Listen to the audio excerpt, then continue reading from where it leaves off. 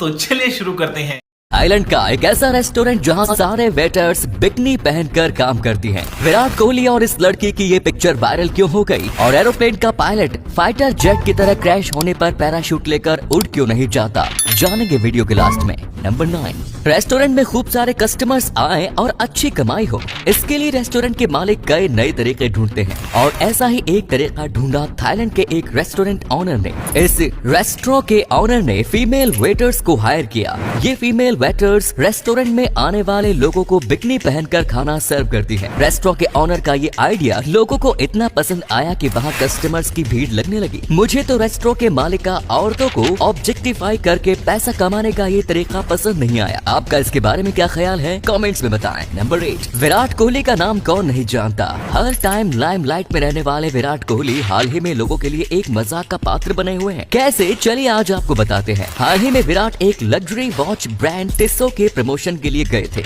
वहाँ उनके साथ टेनिस स्टार करमन कौर थांडी भी मौजूद थी। दोनों स्टार टिस्सो की घड़ियां पहनकर पॉज दे रहे थे। इस दौरान विराट करमन से थोड़ी ऊंचाई पर खड़े थे। ये फोटो सोशल मीडिया में आई और लोग विराट पर बरस पड़े। लोगों का कहना था कि विराट जानबूझकर करमन से एक सीढ़ी ऊपर खड़े हैं ताकि वे खुद को फोटोज में करमन से ऊंचा दिखा सके। आपका विराट के इस फोटो के बारे में क्या कहना है, कमेंट्स में लिखकर बताएं। नंबर 7, अगर किसी हाईवे पर लगे बड़े से बिलबोर्ड पर आपको अपनी फोटो लगे दिखे तो इससे ज्यादा खुशी की बात क्या होगी। पर आज हम आपको एक ऐसी महिला से मिलवाएंगे जिनका चेहरा उनकी जानकारी के बिना दुनिया भर में फैल गया। मिलिए शबनम खान से। साउथ अफ्रीका की रहने वाली शबनम पेशे से एक ऑथर और आर्टिस्ट है। शबनम ने अपने कॉलेज के दिनों में एक आर्ट प्रोजेक्ट के लिए फोटोशूट करवाया था और कुछ सालों में उनका ये फोटोशूट दुनिया भर के कई ब्रांड्स का चेहरा बन गया और शबनम को इसकी कोई जानकारी नहीं थी। उनका चेहरा टर्की की फेयरनेस क्रीम, न्यूयॉर्क की कारपेट्स, चाइना के मैकडोनल्ड्स बर्गर्स, कंबोडिया के ट्रैवल पैकेजेस और यहाँ तक कि उरुग्वे और कनाडा में इमिग्रेशन को प्रमोट करने के लिए इस्तेमाल किया गया। शबनम को जब इस बात का पता चला तो उन्हें पहले शॉक लगा, फिर उन्होंने इसकी जांच की और उनकी खुशी का ठिकाना ना रहा। नंबर 6, भारत के लोगों की एवरेज हाइट काफी तेजी से घट रही है। ऐसा हम नहीं बल्कि एक रिपोर्ट का कहना है। क्या है पूरा मामला, चलिए आज आपको समझाते हैं। हाल ही में एक रिपोर्ट पब्लिश हुई जिसे national family and health survey 3 और 4 के डेटा का इस्तेमाल करते हुए तैयार किया गया। इस रिपोर्ट के मुताबिक 2006 से 2016 के बीच 15 से 25 साल की महिलाओं की एवरेज हाइट में 0.12 सेंटीमीटर की गिरावट आई। वहीं इस एज ग्रुप के पुरुषों की एवरेज हाइट में 1.10 सेंटीमीटर की गिरावट आई। अगर बात 26 से 50 साल की महिलाओं की करें तो उनकी एवरेज हाइट में 0.13 सेंटीमीटर की गिरावट आई। वहीं इस एज ग्रुप के पुरुषों की एवरेज हाइट में 0.86 सेंटीमीटर की गिरावट आई। रिपोर्ट के मुताबिक हाइट में गिरावट का कारण है कि ज्यादातर लोगों को पौष्टिक खाना नहीं मिल रहा है और भारत के ज्यादातर लोगों की आर्थिक स्थिति का ग्राफ नीचे जा रहा है। नंबर 5, पैरालंपिक्स में साल भारत के खिलाड़ियों का काफी शानदार प्रदर्शन रहा। पर क्या आप जानते हैं कि मेडल लाने वाले खिलाड़ियों में से एक खिलाड़ी IAS ऑफिसर है।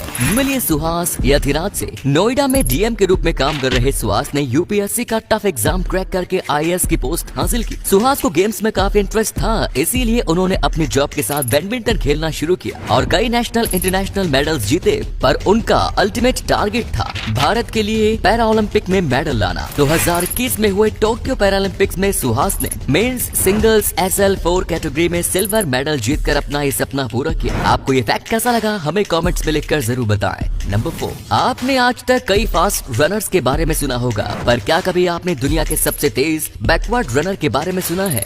मिलिए एरोन योदर से। लिंड्सबर्ग के रहने वाले 34 साल के एरोन दुनिया के सबसे तेज बैकवर्ड रनर हैं, यानी वे आगे की तरफ नहीं बल्कि पीछे की तरफ दौड़ते हैं। बेथेनी कॉलेज में track and field and cross country coach के रूप में काम कर रहे एरोन के पास सबसे तेज बैकवर्ड रनर होने का वर्ल्ड रिकॉर्ड भी है, जिसे उन्होंने 5.54 मिनट में 1 माइल दौड़कर हासिल किया। हाल ही में एरोन ने अपने इस रिकॉर्ड को 30 सेकंड से तोड़ा है।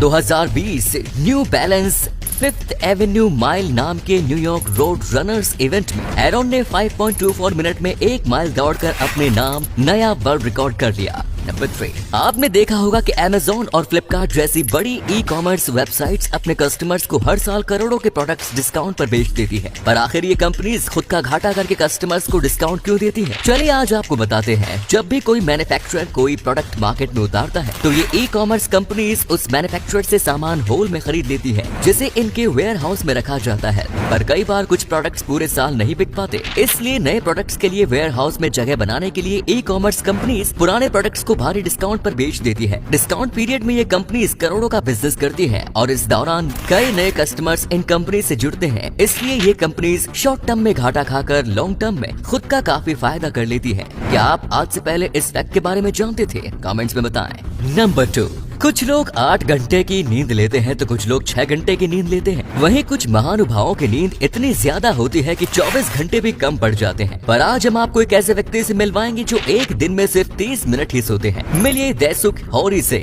जापान के रहने वाले होरी पिछले 12 साल से रोज सिर्फ आधे घंटे के लिए सोते हैं। 36 साल के होरी का कहना है कि उन्होंने अपने दिमाग को ऐसे ट्रेन किया हुआ है कि वे आधे घंटे में लगभग 7 घंटे की नींद ले लेते हैं ताकि नींद के बाकी घंटों को वे किसी और काम में लगा सके। मजेदार बात यह है कि होरी इतनी कम नींद लेने के बाद भी काफी स्वस्थ है। होरी जापान शॉर्ट स्लीपर एसोसिएशन के चेयरमैन हैं और लोगों को नींद पर कंट्रोल करके खुद को प्रोडक्टिव बनाने की ट्रेनिंग देते हैं। आप लोग एक दिन में कितने घंटे सोते हैं? कमेंट्स में बताएं। नंबर 1, जब भी कोई प्लेन क्रैश होता है तो आपने देखा होगा कि पायलट हमेशा प्लेन के अंदर ही मिलता है, चाहे फिर वो जिंदा मिले या मरा हुआ। पर क्या कभी आपने सोचा है कि पायलट प्लेन क्रैश होने से पहले ही पैराशूट लेकर कूदता क्यों नहीं? असल में पायलट्स को ट्रेनिंग के दौरान दी जाने वाली एथिकल एजुकेशन में ये सिखाया जाता है कि अगर उन्होंने अपनी जान बचाने की कोशिश की तो कई हजारों लोगों की जान को खतरा हो सकता है। जब भी एक प्लेन क्रैश होने के कगार पर होता है तो उसे कंट्रोल करना काफी जरूरी हो जाता है, वरना प्लेन किसी भी भीड़ भाड़ वाले इलाके में भी क्रैश हो सकता है और ऐसे में कई लोगों की जान जा सकती है।